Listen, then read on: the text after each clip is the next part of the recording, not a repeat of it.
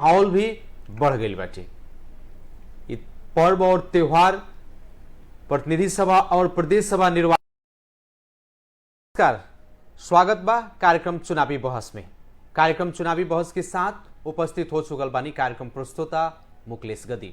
खास करके अगहन 4 गते होखे वाला प्रतिनिधि सभा और प्रदेश सभा निर्वाचन के लेकर के हमनी के चुनावी बहस के आगाड़ी बढ़ा रहल बानी सन। आज से घटस्थापना शुरू, विजयादशमी आज से शुरू भइल बाटे विधिवत रूप में, और हरेक शक्ति पीठ पर माता दुर्गा के पूजा आराधना हो रहल बाटे।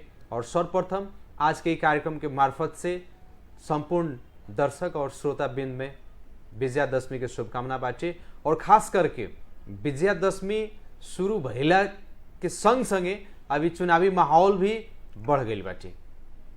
इ पर्व और त्योहार, प्रतिनिधि सभा और प्रदेश सभा निर्वाचन के खातिर जे भी उम्मीदवार लोग बाटे उ लोग के अपन चुनावी चहल पहल गतिविधि छलफल बढ़ावे के खातिर बहुत एगो सुनहरा ऑफर भी बाटे और अवसर भी बाटे। अब ये अवसर के कितना और कौना रूप से राजनीतिक कर्मी या पार्टी के नेता कार्यकर्ता उम्मीदवार लोग एकरा के उपयोग कर सकता, ये वहां लोग के ऊपर भर पड़ी। कार्यक्रम चुनावी बहस के आज के विशेष छलफल में हमनी के सहभागी करेले बानी सन नेपाली कांग्रेस पर्सा के प्रवक्ता एवं अनुशासन समिति के सभापति रमेश पांडे जी के। और सर्वप्रथम कार्यक्रम चुनावी बहस के आज के विशेष बहस में स्वागत करे के चाहे। नमस्कार, स्वागत बा कार्यक्रम चुनावी बहस। नमस्कार मुकेश जी। अभी चुनावी माहौल धीरे धीरे शुरू हो चुकल बाटे, चुनाव लाग गइल बाटे, देश भी आम निर्वाचन के तैयारी में बाटे चुनाव के। खास करके नेपाली कांग्रेस के भीतर कितना के चुनाव लागल बाटे और ओकर चुनावी गतिविधि कौना ढंग से आगाड़ी बढ़ रहा बाटे। सबसे पहले तो आज 2079 के विजयादशमी के उपलक्ष्य में देश में विदेश में रहल संपूर्ण दाजू भाई दीदी बहनी के हम सब कोई के शुभकामना और उत्तरोत्तर प्रगति के कामना करतानी। अब चुनावी जन मंगसिर 4 गते प्रदेश सभा संघ के जन निर्वाचन बा जी, ओमे नेपाली कांग्रेस पर्सा के परिप्रेक्ष्य में एक तो नेपाली कांग्रेस लोकतांत्रिक पार्टी है। 2079 बैशाख 30 गते स्थानीय निर्वाचन बीतला के बाद भी वीरगंज महानगरपालिका में हमनी के गठबंधन से निर्वाचन भइल। ओकरा बाद ही मंगसिर 4 गते जनसंघ प्रदेश के निर्वाचन बा। एमे नेपाली कांग्रेस के सारा कार्यकर्ता ये स्पष्ट हो चुकल बा कि केंद्र सत्ता गठबंधन में जन दल बा पांचों दल जी गठबंधन कर चुकल बा,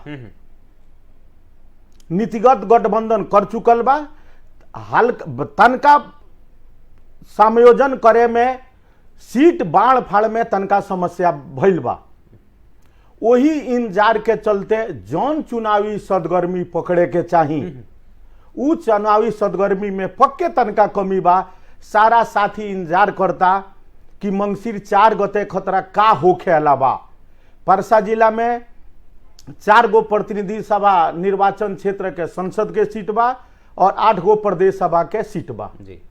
एमे नेपाली कांग्रेस के अंश में कौन कौन पड़ता अपने लगन के बॉटम लाइन का बाटे। खास करके पर्सा जिला के बात करें 4 गो प्रतिनिधि सभा और 8 गो प्रदेश सभा, अपने लगन के पर्सा जिला में खास करके नेपाली कांग्रेस के अवधारणा और एक बॉटम लाइन का बाटे।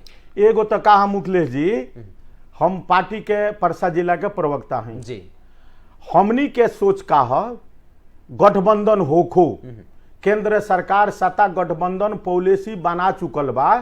तो नेपाली कांग्रेस ये देश के सबसे बड़का लोकतांत्रिक पार्टी है जी।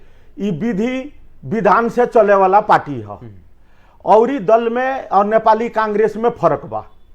हमनी के गठबंधन के जौन केंद्र नीति निर्माण करी उ हमनी माने के तैयार बानी सन, लेकिन गठबंधन के तो मतलब का होला कि लोकल स्तर में अवस्था का बा, जेकरा चलते हमनी गठबंधन आज करे जा रहल बानी सन। जौना दल के चलते वो दल से प्रतिस्पर्धा करे खतरा ई 5 सत्ता गठबंधन में कौन करे सकी? नेपाली कांग्रेस करे सकी, जसपा करे सकी, समाजवादी यस करे सकी, माओवादी करे सकी कि कौन करे सकी? ई 5 गो सत्ता गठबंधन में जौन दल प्रतिस्पर्धा करे सकी, ये माले से लड़े के सकी, वही दल में गठबंधन होके के चाहिए। हमनी के स्पष्ट धारणा पर्सा जिला नेपाली कांग्रेस के धारणा, नेपाली कांग्रेस के धारणा हमनी के अभी जो ना हिसाब से ही गठबंधन हो रहा बाटे देशव्यापी रूप में सत्तासीन 5 दल के बीच में, चाहे कोनो निर्वाचन क्षेत्र में ई नहीं के देखे कि केकर वहां कौन पार्टी के कैला से अपने जो बात कहनी है वो ठीक रहे, लेकिन ए जो होल में हो रहा बाटे ए पर अपने लगन के आपत्ति बा। ई होल में जन गठबंधन हो रहा बा कि चल 3 गो कांग्रेस के मिल जाओ, 1 गो जसपा के मिल जाओ, चाहे 2 गो जसपा के मिल जाओ, 2 गो कांग्रेस के मिल जाओ, ई तनका हमरा बुझाई से ई तनका अलग चीज हो गई। एकर सहमति हमनी के नहीं के, हमनी के सहमति का हो यदि 4 गो निर्वाचन क्षेत्र में ए माले के चलते न हमनी गठबंधन करता निशान, यदि हमनी से जसपा बरियार बा प्रतिस्पर्धा करे सकी तो नेपाली कांग्रेस के हमनी के संपूर्ण अपना कार्यकर्ता के अनुरोध करें सन कि हमनी से जसपा वो क्षेत्र में वो प्रदेश सभा में हमनी से बरियार बा, ऐसे संपूर्ण साथी लोग हमनी के ओकरे के सपोर्ट कइल जाऊं ताकि जेकरा से हमनी के गठबंधन कइले बानी सन ओकरा से हमनी के ओकरा के पराजय कर सकी सन। ना तो यदि नेपाली कांग्रेस बरियार बा तो बाकी सत्ता गठबंधन के चारों दल उचित मूल्यांकन करके यदि वास्तव में कार्यकर्ता के ई देश के लोकतंत्र प्रति मोह माया बा, संविधान के रक्षा करे के बा, तो जौन क्षेत्र में जौन साथी बरियार बा, जौन दल बरियार बा, ओकरे में गठबंधन होके के चाहिए। हमनी हमार बुझाई हो ओकरे नाम गठबंधन हो। लेकिन जब अपने लगन इतना पूछ रहा बानी गठबंधन में के बारे में कि जब उन क्षेत्र में जौन दल बरियार बा ओकरे मिले के चाहिए, तो पर्सा जिला में कई गो नेपाली कांग्रेस के मिले के चाहिए? नेपाली कांग्रेस है देखी 2074 में एगो निर्वाचन भई रहे हैं जी। आज स्थानीय निर्वाचन या संघ और प्रदेश के भई संविधान जारी भइला के बाद 2079 में ई संघ प्रदेश के होके जा रहा बा। 2079 बैसाख 30 गते स्थानीय तह के भई रहे हैं। रौरा समग्र बैसाख 30 गते 74 के रौरा छोड़ के यदि 79 के देखतानी तो नेपाली कांग्रेस पर्सा जिला में तनका मनका सेना बहुत ज्यादा से नंबर 1 पार्टी बा, बहुत ज्यादा से बा, फिर तनका मनका के डिफरेंस ना ये पर्सा जिला में बा। अपने लगन के जनाधार बेसी बाटे, जनाधार बेसी बा। चारू क्षेत्र के कहेम तो 1 से लेके 4 तक ले देखी रौरा नेपाली कांग्रेस के आज के दिने ओहू साथी लोग देखी लोग के का होला। लेकिन स्थानीय तौर के जो नतीजा रहे अपने लोगों के जो दावेदारी रहे खास करके पर्सा जिला में वैसन तो ना मिले सकल, ना मिले आवे ना सकनी लगन रुआ लगन एगो बा जानी देखी रिजल्ट रौरा महानगर पालिका में ठीक बा गठबंधन भइल जी जी, बाकी और 13 पालिका महानगर पालिका में गठबंधन हो गई। मेयर उप मेयर के 15,000 के वोट के डिफरेंस हो गई। हम कहरुआ से कहनी हो कि नेपाली कांग्रेस लोकतंत्र पर विश्वास करेला पार्टी है, बहुत पुराना पार्टी भइला के चलते ई विधि मीच के नहीं जा सकत। नेपाली कांग्रेस औरी दल खानी एकलौती पार्टी ना हो। लेकिन ये तो बाध्यात्मक है अब नहीं लगन के नेपाली कांग्रेस के और अभी के सम्माननीय प्रधानमंत्री जी के बाध्यात्मक अवस्था गठबंधन करे के, तो अपने लगन के तो माना ही के परी। नेपाली कांग्रेस के बाध्यात्मक अवस्था ना लगे, ई देश के लोकतंत्र बचाए खतरा, संविधान के रक्षा खतरा करे खतरा, ई बाध्यात्मक व्यवस्था हो। नेपाली कांग्रेस के ना, नेपाली कांग्रेस तो ये सारा देश जानता, नेपाल जानता कि देश के सबसे पुरान पार्टी, सबसे बड़का जनता के विश्वास जीतल पार्टी नेपाली कांग्रेस है। राजनीतिक में तो उतार चढ़ाव होला, ठीक बात। 70 साल में रिजल्ट नेपाली कांग्रेस के विपरीत आई। महाराज एकरे नाम लोकतंत्र हो, कभी नीचे ऊपर होत रहेला, लेकिन आम नेपाली जनता के विश्वास बा नेपाली कांग्रेस लोकतंत्र के रक्षा कर सकता, नेपाली कांग्रेस संविधान के बचा सकता। उ तो रिजल्ट नीचे ऊपर होई तो यह हमरा के अवस्था नेपाल के समग्र में बुझाई का बा। हम तो पर्सा जिला कहीं, लेकिन नेपाले के जनता के कहनाम बा कौनो विकल्प नहीं है नेपाली कांग्रेस के 2079 के जो आम निर्वाचन संघ प्रदेश के बा एमे नेपाली कांग्रेस के पक्ष में पूरे नेपाली जनता के लहर बा और नेपाली जनता के कांग्रेस के लोग चाहता। लेकिन देखे के मिल रहा बाटे कि सारा लोग धमाधम जो पहले जीतल लोग रहे उ लोग भी और सारा लोग एमाले में प्रवेश कर रहा बाटे। रुआ लगन कह रहा बानी कि नेपाली कांग्रेस के लहर बाटे, जनता समाजवादी पार्टी कह रहा बा कि मधेसी फोरम के चाहे जनता जसपा के लहर बाटे। लहर के कर बा देखे के मिल रहा बा एमाले के। एगो मुकेश जी का बात जान जाई रउरा, नेपाली कांग्रेस के कोई कार्यकर्ता निर्वाचित लोग चाहे वाइटल कोनो कार्यकर्ता ये माले में गइल बा रउरा बता दी। नेपाली कांग्रेस के कोनो कार्यकर्ता नहीं खे गई। एगो का बोली नेपाली कांग्रेस में जे कार्यकर्ता नेपाली कांग्रेस हमनी के बोरो उम्मीदवार ना लिया सन, माने अंतर्घात करके हराई नहीं सन। अंतर्घात करके हेरी देखी ई बड़का पार्टी में बात तो तनका एमे बा, हर एक दल में अंतर्घात बा ना होखेला। अपने लगन में ज्यादा बाटे नेपाली कांग्रेस अंतर्घाते से ग्रसित बाटे। बड़का पार्टी बा जी, टिकट एगो होला, महत्वाकांक्षी अधिक लोग होला, साथी लोग के हो। लेकिन नेपाली कांग्रेस अंतर्घात करेला अपना दल में, ठीक बा करेला, और सब दल में अंतर्घात बा। लेकिन नेपाली कांग्रेस में रुआ कहनी मुकेश जी बेसी बा, ई मान सकतनी हम ना कहता नहीं बल्कि आम जनता कहता वो रिजल्ट के नतीजा भी देखल जाला, वो मानता नहीं। रउरा विचार करी नेपाली कांग्रेस में अंतर्घात हल्का फुल्का चाहे कम बेस भइला पर तो नेपाली कांग्रेस ये जिला के नंबर 1 पार्टी हो सकता। पहले रहे, अभी वो नंबर 1 पार्टी हो, पहले रहे, अभी कहां बा? आज के दिन रउरा रिजल्ट देखी नंबर 1 पार्टी हो। बहुत जगह कहीं 20 वोट से हारल बा, कहीं 110 वोट से हारल बा, मैक्सिमम जगह नेपाली कांग्रेस के वर्चस्व बा। अंतर्घात कहनी बा, हम एकरा से नहीं की अलग हटत। लेकिन औरी दल में नेपाली कांग्रेस में का फर्क हो कि नेपाली कांग्रेस लोकतांत्रिक पार्टी हो, नेपाली कांग्रेस ई गठबंधन के विरुद्ध में नहीं है।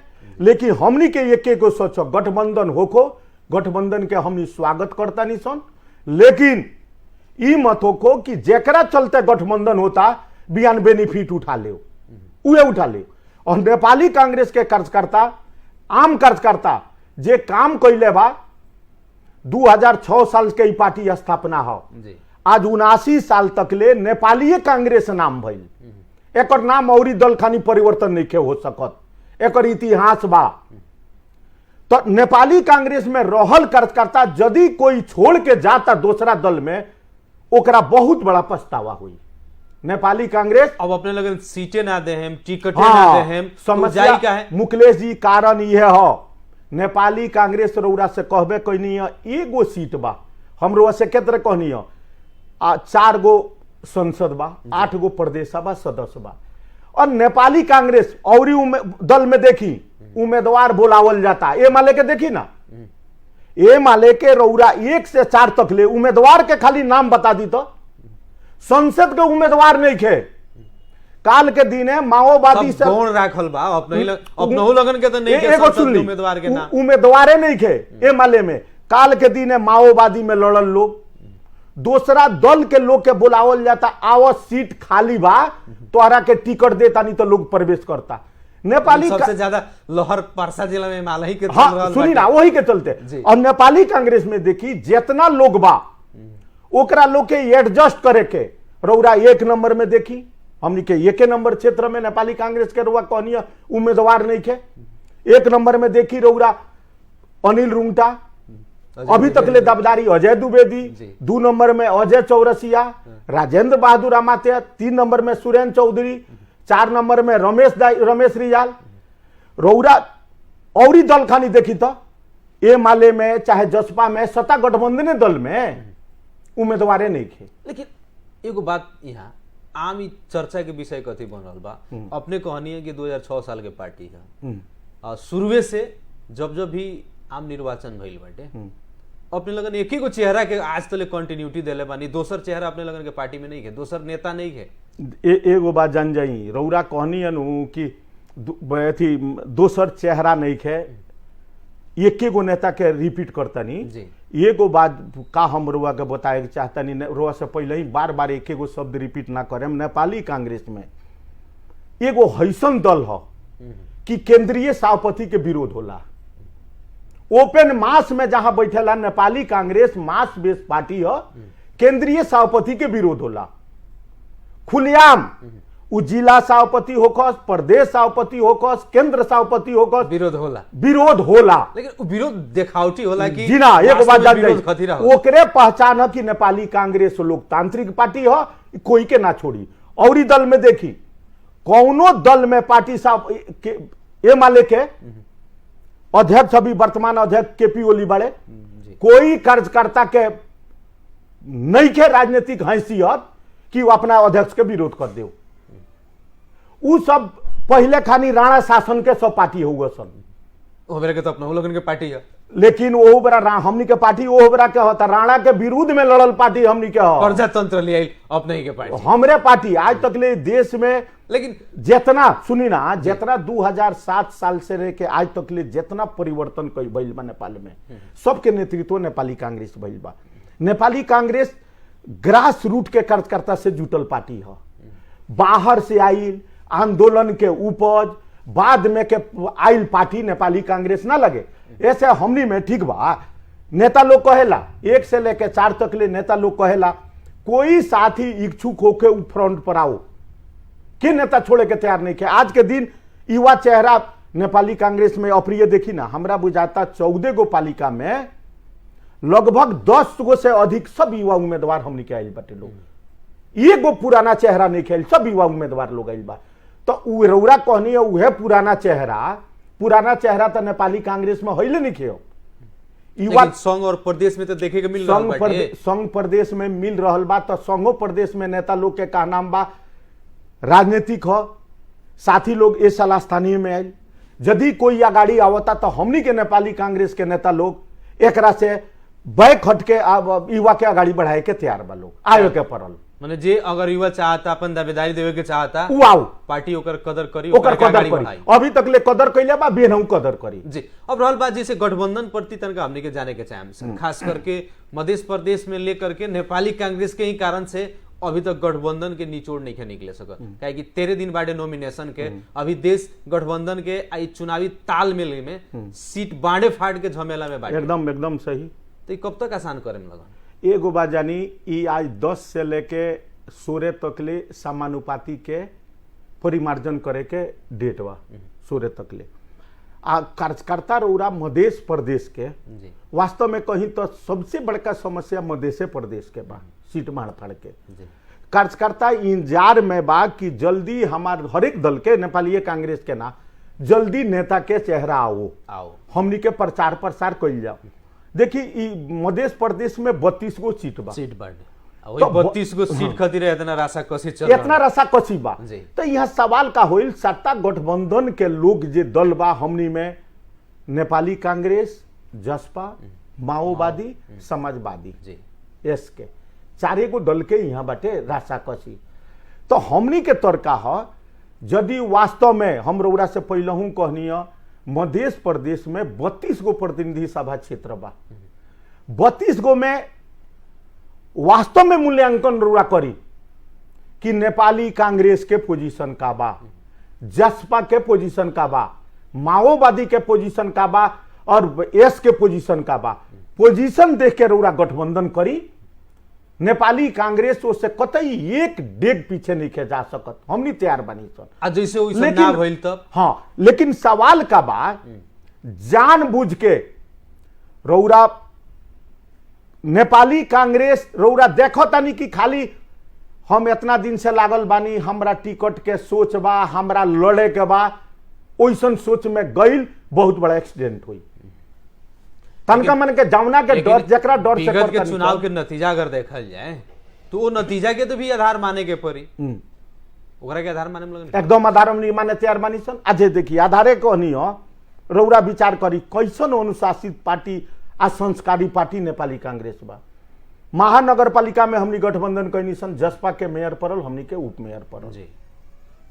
हमनी के जितना वीरगंज महानगर पालिका में मीटिंग भइल, नेतृत्व नेपाली कांग्रेस कैलक। हरेक कार्यकर्ता के हमनी के, हम अनुशासन समिति के संयोजक हई, गठबंधन से एक डेग पीछे नहीं के जाए के, नेपाली कांग्रेस गठबंधन कर चुकल बा, ऐसे जसपा के मेयर के देवे के बा, नेपाली कांग्रेस के उप मेयर के देवे के बा। हमनी के 32 वार्ड में हाँ कैनी सन, काफी हमनी मेहनत कैनी सन, इतना स्कूलिंग कैनी सन, नतीजा भइल रौरा देख ली 15,000 वोट के डिफरेंस भइल। माने नतीजा अपेक्षा अनुसार आ गई, हाँ ओकरा से ज्यादा ही आ गई गठबंधन के खातिर। गठबंधन का जसपा के पक्ष में आई, नेपाली कांग्रेस के लोग देला कहीं ना कहीं भइल, ओकरा बाद तुरंते समन्वय समिति के चुनाव भइल। हमनी के लोग ये माले के लोग हमनी लगे ना आवे, वैसन बात नहीं के, ये माले के लोग भी हमनी लगे आइल कि गठबंधन करी जिला समन्वय समिति में। हमनी कहनी सन का सत्ता गठबंधन में ये माले नहीं खे, ऐसे ये माले से गठबंधन नहीं के हो सकत, जेकरा से लड़ाई बा। हमनी सत्ता गठबंधन में 5 गो दल बानी सन, हमनी एक दल में गठबंधन हुई, नतीजा की हमनी के अपना रह गई सन पद्धति पर, हमनी के नियम के विरुद्ध नहीं की। ज्यादा आकांक्षा हो गई, ज्यादा सदस्य लोग के आकांक्षा हो गई, जेकरा कारण से ज्यादा त्याग ना कर सकनी, ज्यादा सदस्य लोग ना 12 गो जावना जिला में 15 गो में 12 गो हमनी के रहे, तो तो स्वाभाविक बात बनू, सभापति हमनी मांगे सन जी, वो तो हमनी मांगबे करे सन। सभापति एनआई उप सभापति रौराली बाढ़ फाड़ करी, हम कहता नहीं कहीं सहमति समझौता हैसियत औकात अनुसार होके के चाहिए। जब रौरा अपन हमार हैसियत औकात रौरा भुला जाए, हम अपन भुला जाए, तो उस सहमति के औचित्यता वहां खत्म हो जाला। जबरदस्ती तानेम रौरा राजनीतिक हैसियत नहीं के तानेम के हमरा हइये चाहिए, रिजल्ट नेगेटिव जाई। एक चलते हमनी के तरफ मतलब पर्सा जिला में नेपाली कांग्रेस गठबंधन प्रति पूर्ण रूप से सकारात्मक नहीं थे, पूर्ण रूप से सकारात्मक बा। जनता समाजवादी पार्टी के साथ में का महानगर पालिका में बीतल चुनाव में जौन समन्वय समिति के चुनाव में ओकरा के घाते कहल जाए, ओकर बदला तो ली। नेपाली कांग्रेस में रौरे कहनी है कि काफी अंतर्घात बा। नेपाली कांग्रेस कोई से बदला लेवे के मानसिकता ला पार्टी न लगे, नेपाली कांग्रेस कोई से बदला ले नहीं के सकत, हम लोग ऐसा कहिए देनी है। प्रसंग जो अपने जोड़नी है जिला समन्वय समिति के निर्वाचन के, गठबंधन तो खास करके जसपा से रहे, निर्वाचित भी जसपा और नेपाली कांग्रेस के ही मेयर उप मेयर भइल लो, लेकिन ओकर जस्ट अपोजिट जाके समन्वय समिति में जसपा जाके माले के साथ गठबंधन कर ले, कहीं ना कहीं तो अपने लोगन के असंतुष्टि तो एगो बात जान दी मुखलेश जी, वो काल के समय परिस्थिति रहे, वो जसपा मिलल, नेपाली कांग्रेस नहीं के मिलल। हम लोग से कहिए देनी है, नेपाली कांग्रेस और ये दल खानी हो जाई तो लोकतांत्रिक पार्टी नहीं के हो सकती। लोकतांत्रिक विचारधारा अभी भी नेपाली कांग्रेस में बा। आ करुआ कहनी है द्वेष के भावना, उ जसपा हमनी के सत्ता गठबंधन में 5 गो दल बा, कौनो हमनी के गिला सिकवा वो लोग के संगे नहीं के, वो लोग के स्वागत बा। हमनी गठबंधन के एकदम स्वागत परसा जिला करता, लेकिन एक गो सोचो, वो साथी लोग से अनुरोध बा, यहाँ परसा जिला में खास अवरी कोई के नहीं खे जी, जसपा के बा, तनका मन का हो सकता माओवादी के होके, माधो नेपाल के भी इच्छा हो सकता, लेकिन हमारा तर्क वो साथी लोग से अनुरोध बा, रौरा लगन जेकरा चलते गठबंधन करतानी, सत्ता गठबंधन में पानी रौरा विचार करी, ई नतीजा मत आओ कि रौरा लगन के जबरदस्ती तानला के चलते बिहान हमनी के पछतावे के प्राश्चित करेला वास्ता मत आओ। जे बरियार होके ओकरे में रुआ गठबंधन करी, और रौरा आज के दिन रिजल्ट देख ली, आज के परसा जिला के रिकॉर्ड देखी तो सब कोई जानता परसा जिला में कांग्रेस के वर्चस्व बा। ठीक बा, वर्चस्व बा, अपने कहते हैं वर्चस्व बा, तो प्रश्न पारे के परल जो अपने लोगन के कौ सीट मांग बा परसा जिला में? परसा जिला में एगो बाचा नहीं, 4 गो सीट बा जी, 8 गो विधानसभा बा। तो मांग तो नेपालियों कांग्रेस रख सकता कि हमरा 4 चाहिए, 8 चाहिए, मांग रख सकता। जैसे अभी हमरा सुने के मिला केंद्र में, तो हम नहीं की मीटिंग में हम सुनी कि 3 गो जसपा के मांग बारे, 3 गो मांग बा, लेकिन मांग तो हम 4 गो रख सकता नहीं, रुआ 3 गो रख सकता नहीं। रौरा तथ्यांक पलटाई, 2079 के पलटाई चाहे 2070 के पलटाई, ये हमरा के करंट समय परिस्थिति देखी कगो दियाई, नेपाली कांग्रेस के 3 गो देला से होई की 8 गो बात 4 अब माओवादी भी मांगी 1 आध गो प्रदेश सभा के सीट, ओकरो तो अधिकार बनता, ओकरो अधिकार बनता। ओकरो के हमरा देवल का दायित्व नाम बाकी ना बा अपने अच्छा अब समग्र में देखेम तो एस के परसा जिला में वर्चस्व नहीं खे, लेकिन हमरा का नाम की गठबंधन में तो हमनी मान के चलल बानी सन, रउरा सहमति में आवतानी, जब टेक एंड गिव के अवस्था जहां बा तो हमरे सब कुछ होके के चाहिए ना चली, रउरे कोई सिद्धांत पर मुखलेश्वर तो जी के सब अब होके नहीं के लगत चाहिए ना बानी। चली। एमे का कइल ठीक रही, का कइल जाई तो मध्य प्रदेश में ए माले नील हुई, हमनी के लड़ाई ए माले से बा, ए माले संविधान एगो विरोधी पार्टी के दल हरावे खातिर अपने लगन 5 गो पार्टी एक हो गइल बा। हाँ ये माले भी गठबंधन तो करता, छोट मोट दर से करता, तो हमरा का नाम ये माले हमनी के मध्य प्रदेश में के तरह कमजोर हुई, के तरह उनील हुई, जौन फायदा होके हमनी के छाती पर सत्ता गठबंधन के पांचों दल हाथ राखो, जौन चीज में फायदा बा, जेकरा के देला से फायदा बा, नेपाली कांग्रेस माने के तैयार बा, लेकिन हवादारी में मत चलल जाओ, जौन जेन्युइन पोजीशन बा ऊपर चलल जाओ।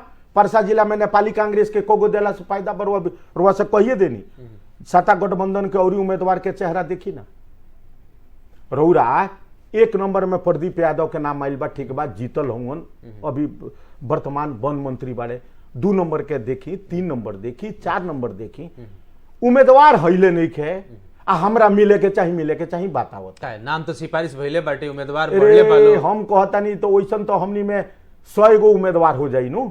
ऐसे अपने लोगों के प्रश्न हो गई कि एक छोड़ के 3 को बाकी नेपाली कांग्रेस को मिलो, नेपाली कांग्रेस परसा के ई धारणा बाटे आधिकारिक धारणा तो कहेम तो हम से कह देनी है, चारू लेवे के और धारणा हमनी के हो।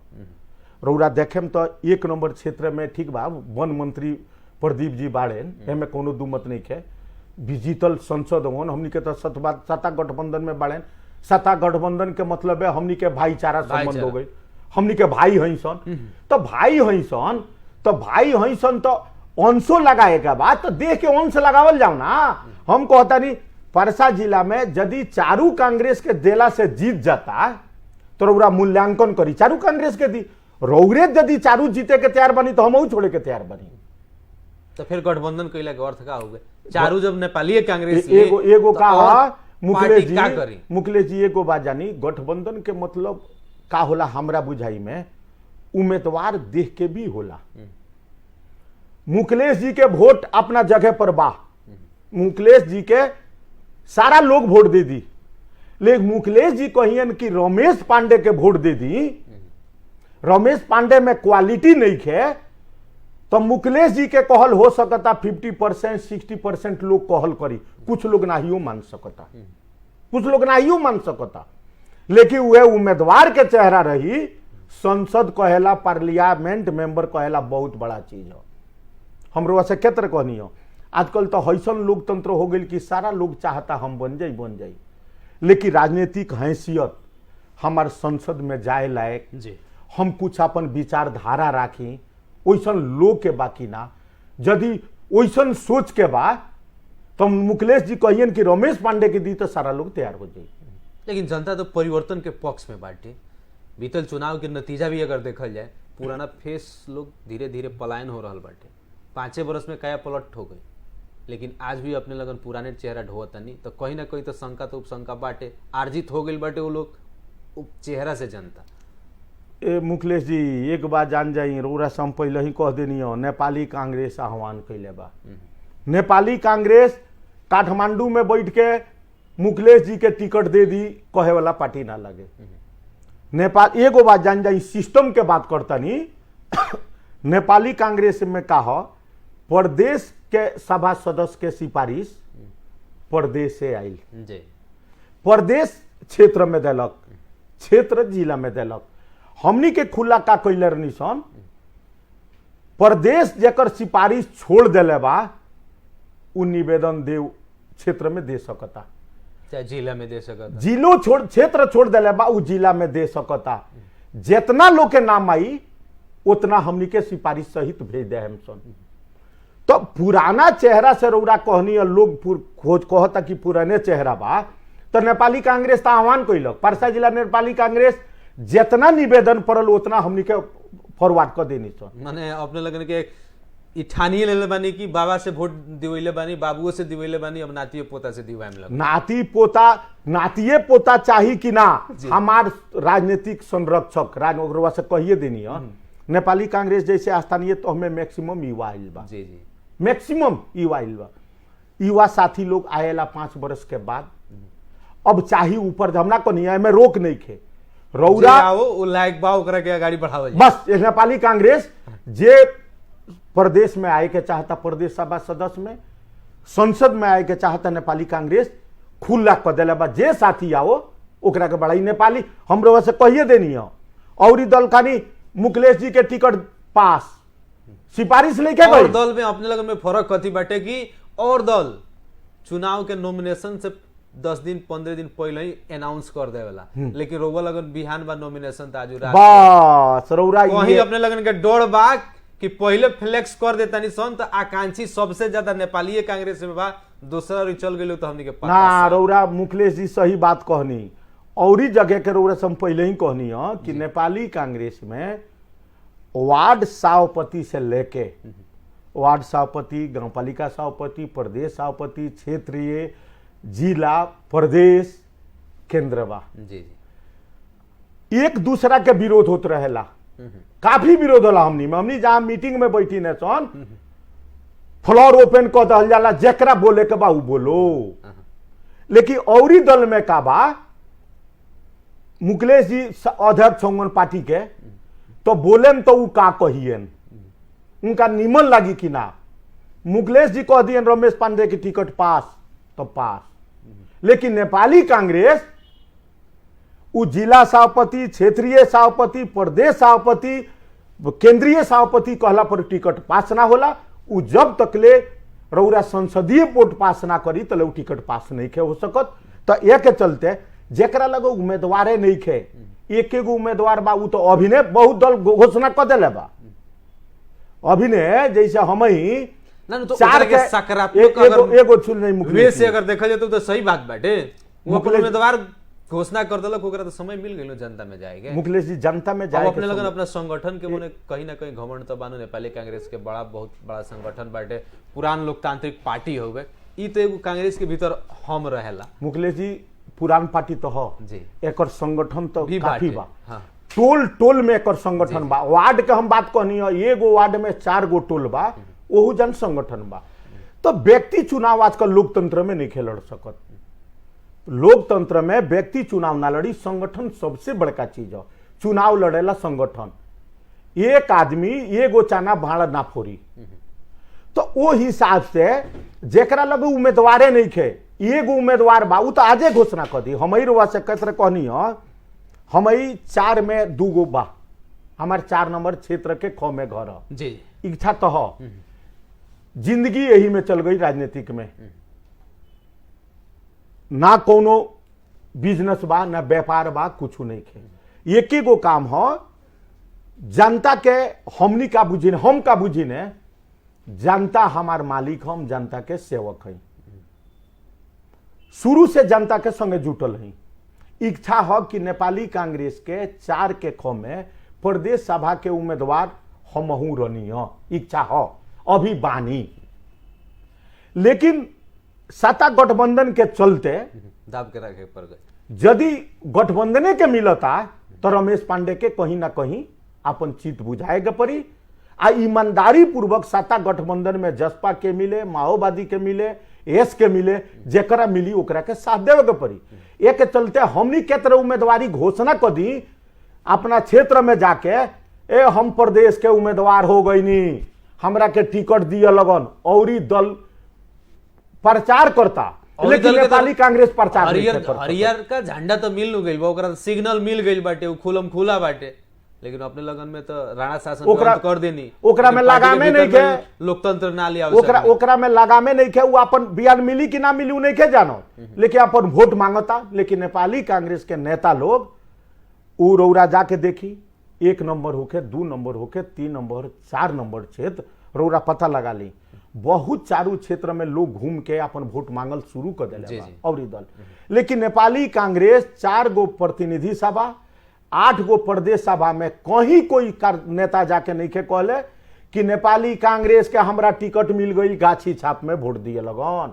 नेपाली व्यक्तिगत जनसंपर्क तो हरेक पार्टी बढ़ैले बा, नेपाली कांग्रेस भी बढ़ैले बा, उ तो व्यक्तिगत अपन बा, लेकिन कहीं जाके ओपन मंच पर कार्यक्रम करके हमार टिकट कंफर्म हो गई, हमरा के वोट दिए लगन, उ नहीं के कह सकते। अभी तो खास करके और कौन पार्टी भी नहीं के कहत, खास करके पांचों पांडे लोग भी नहीं के कहत, काहे कि अपने लगन की जन गठबंधन के लेके के अभी सकस बा, ये क्यों खुल के नहीं के कहत कि हमरा टिकट मिल गई बा, बकाया एमएलए के छोड़ के सब लोग ये माले में भी का देखत नहीं रौरा, जितना लोग के ढुकावता हमरा समझ में नहीं आवत ये माले के बारे में कि कितना सीट खाली बा, ये माले के साथी लोग कैसन बा, पुरानका लोग आखिर सीटवा पर 32 से हाँ सब लोग के टिकट देवे खतरा, फिर बिना टिकट के एको आदमी नहीं आवत, आवत हो तरह के टिकट दे कैसन हमरा बुझाता उ जहानिया राणा शासन खानी पार्टी कि लाल टोपी लोग पहले देख ले नु घर में अपना अपना ढुक जाए कि रे राणा के सिपाही आ गई जी, बाहर ना निकले के।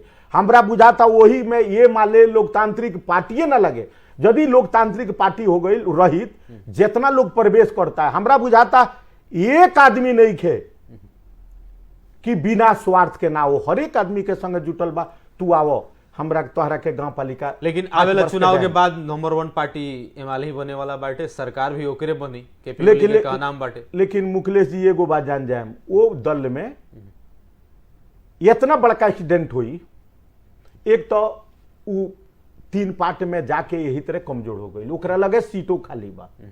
लेकिन ई हमनी के जौन ये देश में लोग बानू, कहीं ना कहीं सब लोग राजनीतिक स्वार्थ तो बा, कोई के पैसा के स्वार्थ रहेला, कोई के सामाजिक प्रतिष्ठा के रहेला, हर एक आदमी के अलग अलग स्वार्थ बा, कहीं ना कहीं लोग जुटल बा। लेकिन जे काल के दिने आज जीवन ना राजनीतिक में बिता देलक, ए माले में वैसन लोग नहीं खे, वैसन बात नहीं खे, ठीक बा 3 गो दल हो गई, ओकरा बाद बा ओ ए माले लोग तो लोग रहले ना रहल, मैक्सिमम मेहबरा माओवादी से लोग भी उमे ढुकता, जसपा के लोग ढुकल बा, काफी ढुकता। लेकिन देश में नहीं जानत, परसा जिला में एक गो कांग्रेस के कार्यकर्ता अभी तक ले हिमालय में नहीं के गई। तो बिहार हम कहता नहीं कांग्रेस में सुने में तो आवता, अगर टिकट ना मिली तो बहुत लोग फिर एमएलए में जाए। लेकिन ये गो बात जान जाई, नेपाली कांग्रेस के लोग, बहुत लोग के मतलब कौन लोग, माने कुछ लोग के नाम सिफारिश अपने लगन कैले बानी, वो लोग के नाम सिफारिश में पड़ल बा, टिकट ना देम जाई लोग।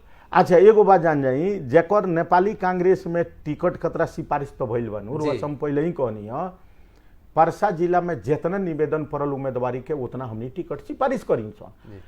उहो साथी लोग जे डेमोक्रेट स्कूलिंग से आइल बा, प्रजातांत्रिक स्कूलिंग से आइल बा, उ आदमी कदापि ये माले में नहीं खे जा सकत, कौनो कीमत पर ये माले में नहीं खे कर सकत।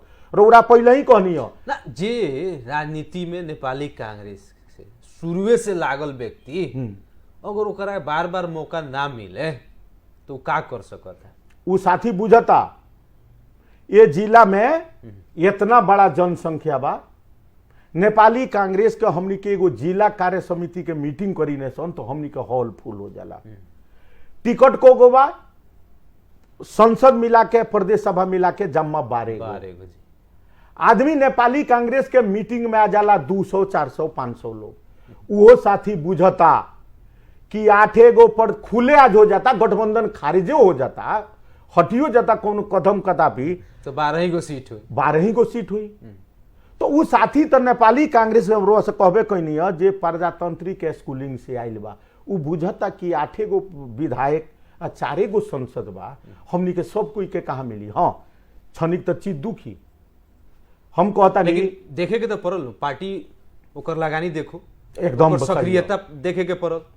हमनी के ना तो गुट उपगुट के कारण से अपन गुट के लोग बा ओकर सिफारिश कर देनी, ओकरा पक्ष में वकालत कहनी, जाके स्कूलिंग कहनी, ओकर टिकट मंगवा देनी, बाकी लोग के बाईपास करा। हमनी के नेता लोग से वो अनुरोध अपना केंद्रीय नेता लोग से जी, वास्तव में कहीं तो यदि गठबंधनों करतानी नेपाली कांग्रेस के कार्यकर्ता के संसद लायक बा, के प्रदेश लायक बा, के जनता के संगे जुटल बा, उ रौरा मूल्यांकन करी, मूल्यांकन क के रौरा निर्णय करी कि जकरा टिकट मिलता ओकरा संगे समग्र कांग्रेसी जमात जुटो, ओकरा मन में ई होको कि नेपाली कांग्रेस सही मूल्यांकन करके आदमी के टिकट दिले बा। अब एक तरफ आंदोलन भी चल रहा है, अब अपनहु लगन आंदोलन करें कि चुनाव में जाम, का बा अपने लगन के डिसीजन? कौन चीज में आंदोलन करे? नागरिकता विधेयक को लेकर के जनता समाजवादी पार्टी आंदोलन में बाटे, नेपाली कांग्रेस भी आंदोलन करी की? तो नेपाली के जनता समाजवादी तो निर्वाचन में ना जाम नहीं के कहले, ठीक हो।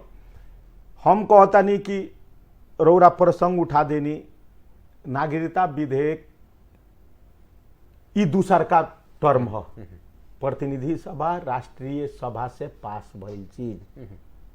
ई 2072 साल असोई 3 गते जन देश में संविधान जारी भइल, उमे देशे आश्चर्यजनक बात, देश विदेश में रहल सब कोई कहता जन संविधान के संरक्षक जौन 2072 साल में राम वरण जी जारी कैलन, उनके पाला राष्ट्रपति रहले, सुशील कोइराला जी प्रधानमंत्री रहले, सुभाष नेउंगान सभामुख रहले, वो संविधान के पालन करे वाला आदमी राष्ट्रपति आज नागरिकता विधेयक 2 बेर गईला के बाद, ठीक बा पहिलका बेर गईल, फिरता गईल फिर प्रतिनिधि सभा में, फिर दोबारा प्रतिनिधि सभा राष्ट्रीय सभा से आईल राष्ट्रपति लगे, तो राष्ट्रपति के बिना हिचकिचाहट के उ देश के अभिभावक राष्ट्रपति हैं। राष्ट्रपति सन चीज के कानून के रक्षक करे वाला, अभिभावक के भूमिका निर्वाह करे वाला आदमी एगो कोई दल के बहकावा में ना पड़ के, चाहे कोई के स्वार्थ में ना पड़ के, राष्ट्रपति के मतलब कौनो दल के ना होला, उ देश के अभिभावक हैं राष्ट्रपति, उ करे के चाहिए। आज देश में नेपाल में जोन इतना लोग के बाल बच्चा के पढ़े के नहीं के मिलत, कहीं कुछ करे के नहीं के मिलत, उ नागरिकता विधेयक यही देश के वासी हो। माने नेपाली कांग्रेस से नागरिकता विधेयक प्रति सकारात्मक बाटे, एकदम नेपाली कांग्रेस सकारात्मक ना रही तो नेपाली कांग्रेस विधेयक काहे ले जाई?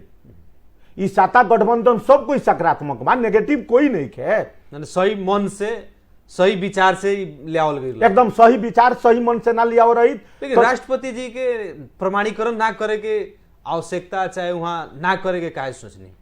एगो बात जान जाई मुखलेश जी, उतना हाई लेवल के आंतरिक बात हम नहीं बता सकत, लेकिन एक ही गो बात है, रोज हम पहले ही कहनी है, राष्ट्रपति ये देश के अभिभावक राष्ट्रपति खूब जानता रही कि भाई संविधान में तो व्यवस्था बा जी कि प्रतिनिधि सभा राष्ट्रीय सभा से एक बेर आ गई, हम पुनः फिरता कर देनी, दोबारा आइल तो 15 दिन के भीतर हमारा करे के पड़ी, प्रमाणीकरण करही के पड़ी, उनका जानकारी बा। लेकिन जानकारी होते हुए भी आज देश में जौन राष्ट्रपति के प्रति जौन लोग के अविश्वास हो गई, राष्ट्रपति के प्रति जौन लोग के मन में भावना हो गई कि राष्ट्रपति इस देश के अभिभावक के भूमिका से कहीं ना कहीं पीछे हटता रही, तो वो तो पक्के देश के वासी के मन में बा। हालांकि उनका कर ही के चाहिए, संविधानों तो कहता नु, कानूनी व्यवस्था तो बा, कहीं ना कहीं उनका करे के चाहिए, ना कइला के चलते आज देश के बहुत बड़का जमात एगो जे नागरिकता से वंचित होकर जा रहा बा, उ दुख के बात हो। ऐसे उ केकरा बहकाव में पड़ के वहां के नहीं की करत, वो राष्ट्रपति के समस्या हो, लेकिन राष्ट्रपति जी लेकिन वहां के जो कदम बाटे चाहिए उना वैसन होके के चाहिए, हैं माने वहां के जोन कदम उठैनी उना वैसन ना हो, प्रमाणीकरण करही के चाहिए, नागरिकता ओकर विकल्प ना रहे, कोनो विकल्प नहीं है। लेकिन जौना देश में संसद यानी कि प्रतिनिधि सभा के कार्यकाल ओरा गए, अगर उ कोनो विधेयक ले गई बाटे, जब वो हइले नहीं के तो सतह खारिज हो गई कि ना? एगो बात जानी, वहां के प्रमाणीकरण ना कइला के बाद नु संसद विघटन भइल बा, संसद बहाल रहे तबे पेश भइल नु, पहिलका बेर पेश होइल, दोबारो बहाल संसद रहे तबे पेश भइल, वहां के टाइम ले लेनी जा। ई तो हमरा का बुझाता एकरे ताक में लोग रहे कादूनी।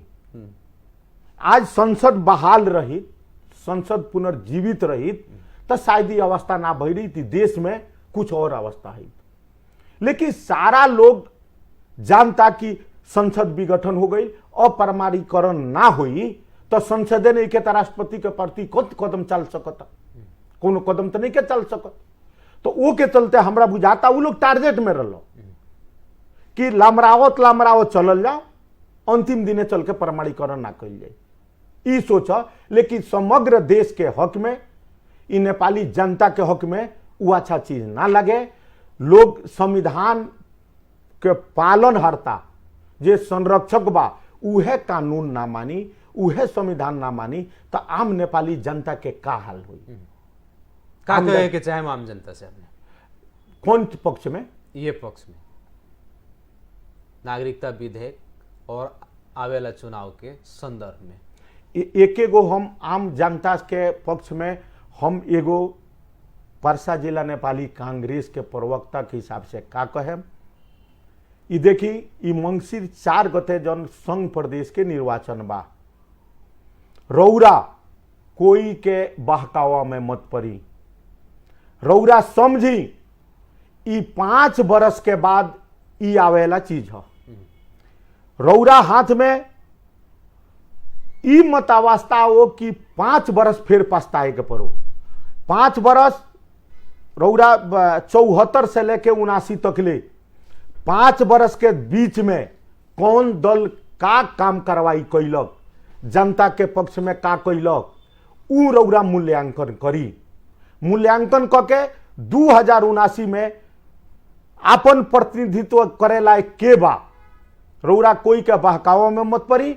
अपन स्वच्छ विचारधारा से रौरा अपन उम्मीदवार छानी कि के हमनी के देश के संविधान के रक्षा कर सकता, के लोकतंत्र बचा सकता, के ये देश के सबसे बड़का पार्टी है, के संस्कारी पार्टी है।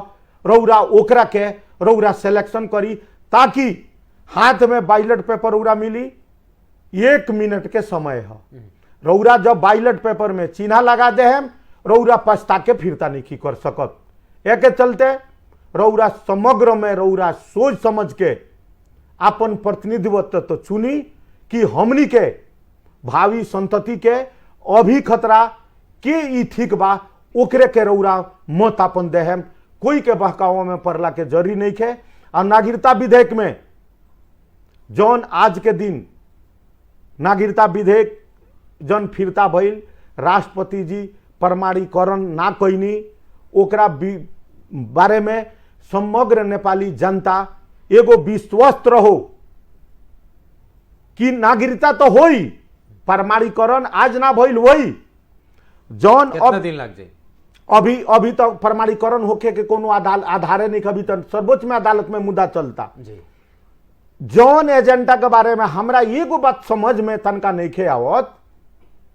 जो नागरिकता विधेयक में लोग इशू उठावता, देश विदेश में फलना देश में 7 बरस शादी ब्याह अइला के बाद नागरिकता होला, हो देश में 5 बरस अइला के होला। लेकिन नेपाली कांग्रेस, लेकिन नेपाल में जौन राउर 2058 से कि कब से ही आइल बा वैवाहिक अंग्रित नागरिकता, लेकिन आज तकले तो नागरिकता मिलते बा, रुकल कहां बा। एगो होला नु कि विधेयक पेश हो गइल बा, अभी के नागरिकता रुक गइल बाटे, वो शीर्षक से एकर कोनो समन्वय भी तो नहीं है में नहीं के नागरिकता मिलता, नागरिकता मिलते बाटे। आजो के दिन वैवाहिक अंग्रित नागरिकता मिलते बाटे। कोई महिला अपन देश हमनी के बुझाई का हो सकता, अपन अपन धारणा लोगों के, कोई विदेशी महिला वो अपन देश छोड़ के, अपन गांव घर छोड़ के, अपन बाप मतारी छोड़ के आवता कि हम फलना के देश के नागरिक बने के चाहतनी, हम फलना के पत्नी फलना के ही बने के चाहतनी, ओकरा मिले के चाहिए। तो उ नागरिकता तो अभी मिलते बा नेपाल में, यहाँ होता का विधेयक फेल हो तो अपने लगन सत्ता गठबंधन चाहता कि इंडियन लोग के नागरिकता दिवा दी। इंडियन लोग के ना, इंडियने लोग के में बा के में विदेशियों बा, एमे इंडियने के बात ना लगे। वैवाहिक अंग्रित के मतलब बोला कि कौनो देश के आई ओकरा मिली नु, एगो इंडियने के पक्ष में ही बात ना लगे। लेकिन ज्यादातर में जन्म सिद्ध के आधार पर जेकर बाप मतारी के नागरिकता बाटे, ओकरा बाल बच्चा के तो वंशज नागरिकता के मांग बाटे। हाँ, मुखलेश जी एगो बात जान जाई, रौरो जानतानी हमनी के छिमेकी देश भारत हो, जहां हमनी के बेटी रोटी के संबंध बा, धर्म संप्रदाय के संबंध बा, सब कुछ हमनी के मिलता जुलता बा।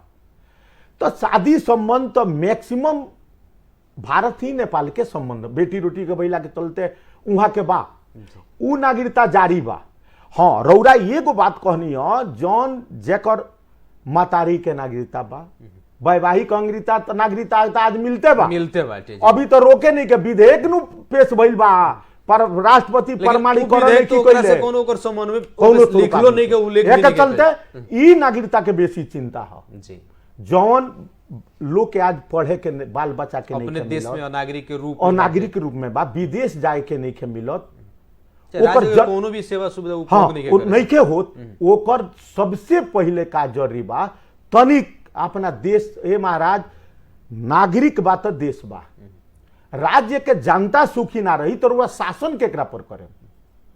तो राज्य के काम हो अपन नागरिक के सबसे पहले संरक्षण करे के, अपना राज्य के जनता के रखवारी करे के, ओकर सुख सुविधा देखे के। तो रउरा अपना नागरिक के जे ई रउरा कहनी है समग्र में जे शिक्षा सुविधा से बाहर जाए से वंचित बा, वो लोग के बाल बच्चा के वंश के नागरिकता देहल बहुत जरूरी बा। ऐसे यह बड़ा तो संसद बहाल नहीं खे, लेकिन नागरिक के ई हक अधिकार अब कहां से मिले के चाहिए ई एकदम दिलावल अनिवार्य जरूरी बा।